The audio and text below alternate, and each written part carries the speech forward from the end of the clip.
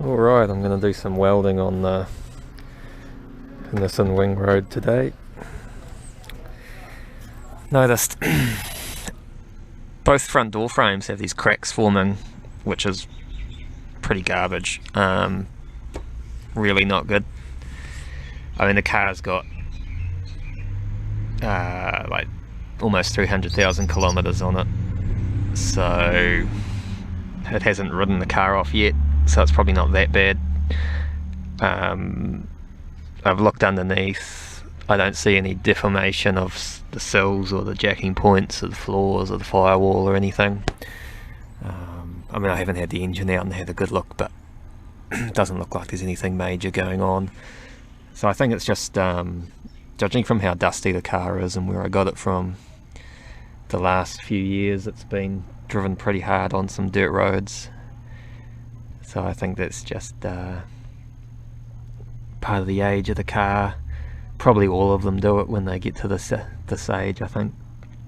They've both started to go at that, what do you call it, spot weld there. You know, there's no sign of rust or anything in these areas. So what I'm going to do is I'm just going to drill the ends of these cracks out, and then I'm going to weld them back up. And then to stiffen the frame up a bit, I'm going to go around and I'm going to stitch weld pretty much in between these spot welds. I'm going to do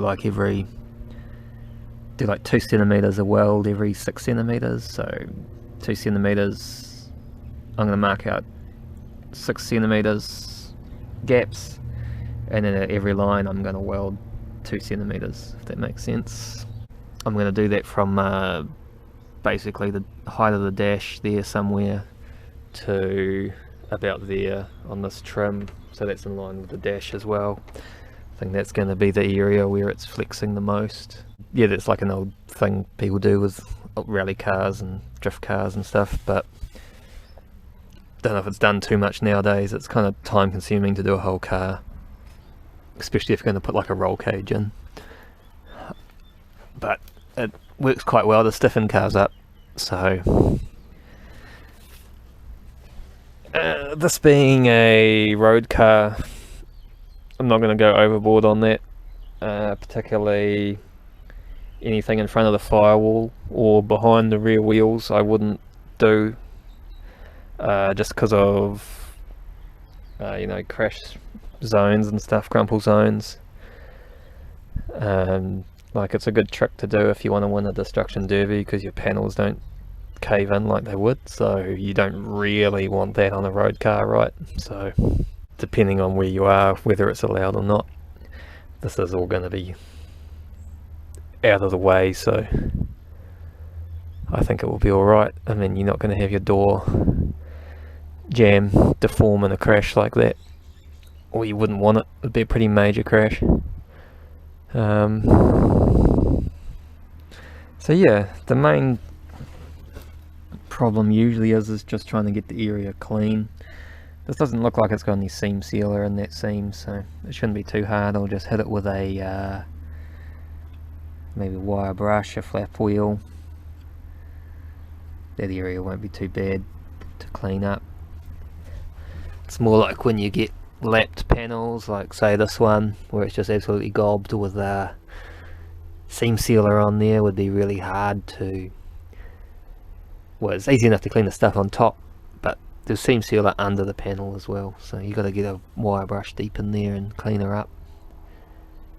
I've done this a bit on that truck's tray, the new one I'm putting in, so I've got like 100 hours of welding on that or something outrageous, because I totally took it apart and remade it. But let's try and make a start on this one. That thing, yeah, doesn't look like there's any other cracks or anything coming through, so could be that seam there. It's just transferring its forces back to here, maybe. It's like three layers deep of steel there. like this is just like a reinforcing, I think. I don't know how far inward that inner sill goes, maybe just to there. But there was no movement. Maybe there's movement there, and then it's because this is one panel. Maybe it's cracking there because of that. But you see, there's no like deformation of the inner sills of the floor. I mean, there's a few little dents in the back here. And looking underneath, there's some scrapes to the, I guess you call it the floor stiffeners. They look like chassis rails, but they're just stiffeners for the floor, where it's been on a, I think just on the beam of like a gravel road. You know, it's been in the ruts or whatever and scraped the bottom. It's not big dents or anything.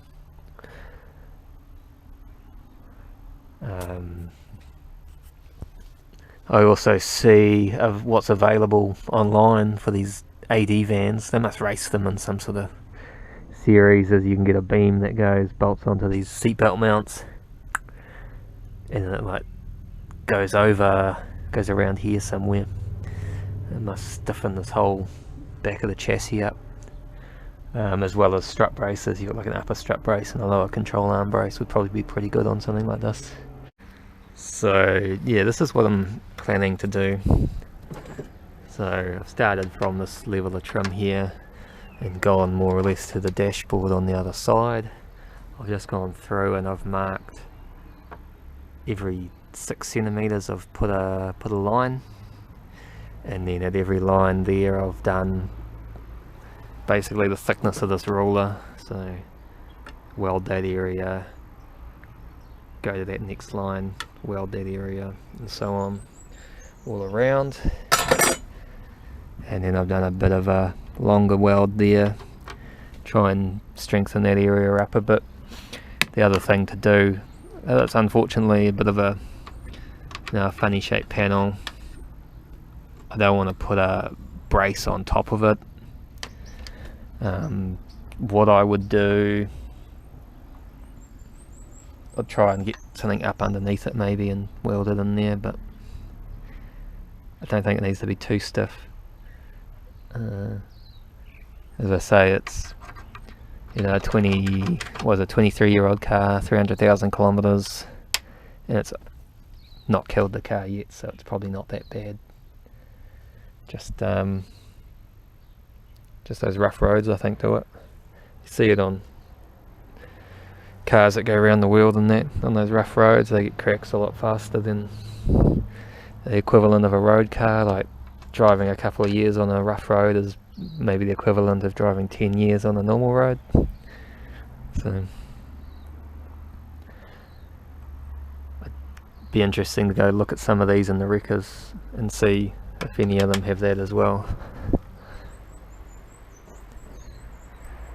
But yeah, there's like no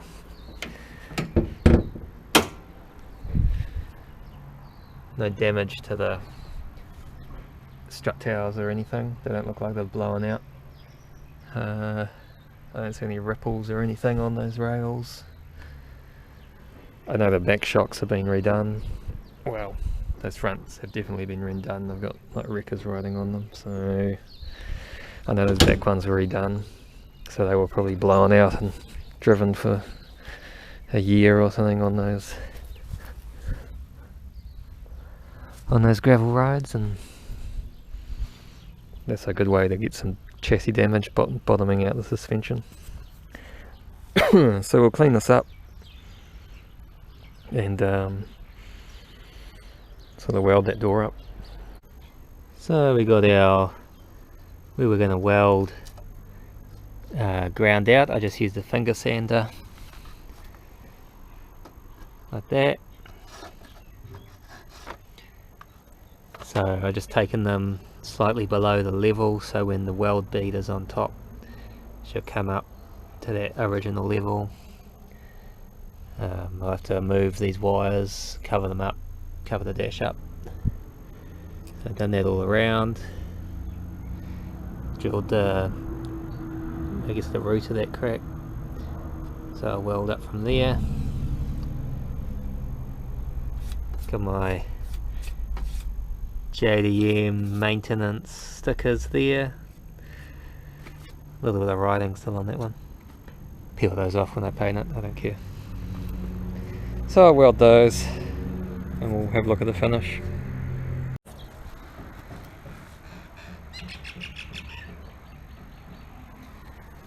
So we got all those seams welded. I'll just go through now and tidy them up again with that finger sander. Turns out there's a bunch of foam in behind that pillar, so I caught that on fire. Didn't get any of the wiring. Pretty good. Don't know what this was. This was up in there. I think it's maybe part of the drain for the cowl or something. So I'll dig in there and see if I can find where that tube is and replace that. The other side, other side's got a bunch more foam and stuff I can see, so pull that, I think it's ABS module out, pull that foam out, do the same. So give you an update when I'm done.